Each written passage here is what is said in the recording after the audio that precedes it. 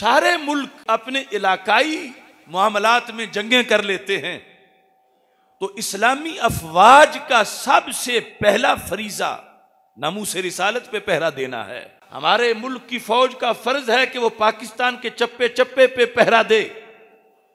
तो मैं अलल ऐलान कह रहा हूं, खुदा न खास्ता, खुदा न खास्ता, खुदा न खास्ता, अगर इंडिया की फौज माज़अल्लाह पाकिस्तान के लाहौर पे कब्जा कर ले, तो इस फौज पर यह कब्जा छुड़ाना फर्ज है, मगर इतना फर्ज नहीं जितना फ्रांस के मलून सदर का सर उतारना फर्ज है।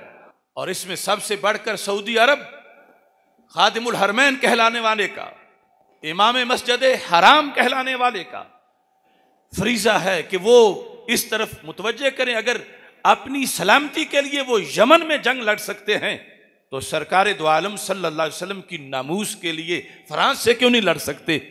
मैं जब जेल में था, असीरी के दिनों में ही फ्रांस के मलऊन सदर ने नबी अकरम नूर मुजस्सम शफी मुअज़्ज़म सल्लल्लाहु अलैहि वसल्लम की तौहीन के बारे में वो जसारत की जो पहली बार हुई। इस जसारत पर मुस्लिम हुक्मरानों पर फर्ज हो गया कि वो अवाम का फरीजा तो अवाम तक है, लेकिन हुक्मरान का फरीजा हुक्मरान वाला है कि वो इसका बदला लेते। ये सिर्फ एक दो मुजम्मती बयान देने पर अदा होने वाला फर्ज नहीं था और ना ही अदा हुआ। इसके ज़िमन में यह भी है कि उनका सफ़ीर निकाला जाए, और अब तक ये हुकूमत ये काम भी नहीं कर सकी। हालांकि शरीयत के लिहाज से जो तौहीन करे, सिर्फ उस मुल्क के सफ़ीर को निकालना ये काफ़ी ही नहीं, इससे आगे का फ़र्ज है।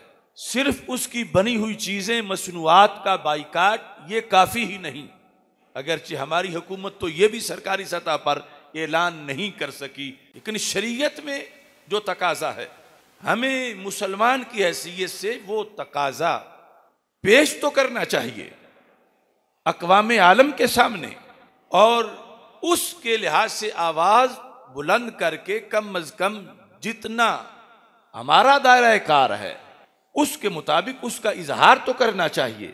बंदा नाचीज़ ने जेल से फतवा इस सिलसिला में लिखा।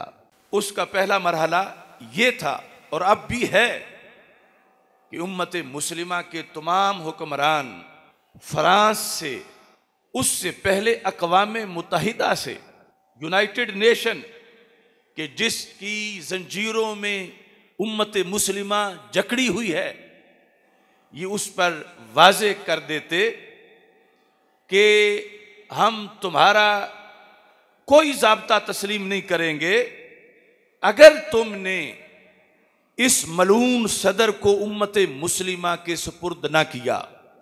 और दूसरी तरफ फ्रांस की हुकूमत पर यह वाज़े करते कि ये हमारे दीन के मुताबिक वाजिबुल कत्ल है, माकरून, इसको उम्मत मुस्लिमा के सुपुर्द किया जाए और उम्मत मुस्लिमा खुद इसका सर उतारे। और अगर तुम नहीं सुपुर्द करोगे तो फिर हम तुम्हें वार्निंग दे रहे हैं कि हम पूरे मुल्क को इसका मुजरिम करार देंगे। और फिर मुस्लिम उम्मा पर फर्ज था, मुस्लिम ममालिक पर, कि फौरन फ्रांस पे हमला करते, जो शरीयत का मुतालबा है। अगरचे कोई कहेगा हमारे पास तो इतने पैसे नहीं, हम भूखे मर जाएंगे, हमारे पास तो इतनी ताकत नहीं, फिर वो हम पे हमला कर देंगे। ये सारी चीजें शरीयत ने इनका जवाब दिया है कि सहाबा किराम जिस जमाने में गुस्ताखों से बदला लेते रहे, जाहिरी असबाब उनके आज जो हमारे पास है इससे कहीं थोड़े थे। उस उम्मत को जीने का हक ही नहीं कि जिसके रसूल सल्लल्लाहु अलैहि वसल्लम की तौहीन हो जाए और वो बदला ना ले, तो फिर जीने का जवाज बहसीयत मुस्लिम तलाश करने के लिए ये जरूरी है कि वो इकदाम किया जाए जिसका रब ने हुक्म दिया है, वमन यत्तक़िल्लाह यजअल लहू मखरजा व यरज़ुक़हु मिन हैसु ला यहतसिब, अल्लाह फरमाता है जब तुम मेरे बंदे हो और तुम्हारा यकीन है कि मेरे कुन का मुकाबला अमेरिका जैसी करोड़ों हुकूमतें भी नहीं कर सकती, तो तुम अज़म तो करो, इरादा तो करो, निकलो तो सही, जो फर्ज है उसकी अदायगी का तुम रास्ता तो अपनाओ।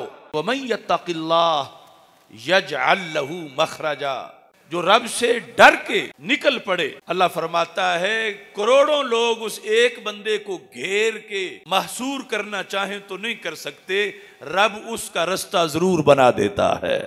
और साथ का वयरज़ुक़हु, राज़िक अमेरिका नहीं, राज़िक फ्रांस नहीं, राज़िक दुनिया की कोई हुकूमत नहीं। अल्लाह फरमाता वयरज़ुक़हु मिन हैसु ला यहतसिब, अल्लाह उसको वहां से रिज़्क़ देगा जहां से रिज़्क़ का उसने कभी सोचा ही नहीं था कि यहां से भी मेरा रिज़्क़ आ जाएगा।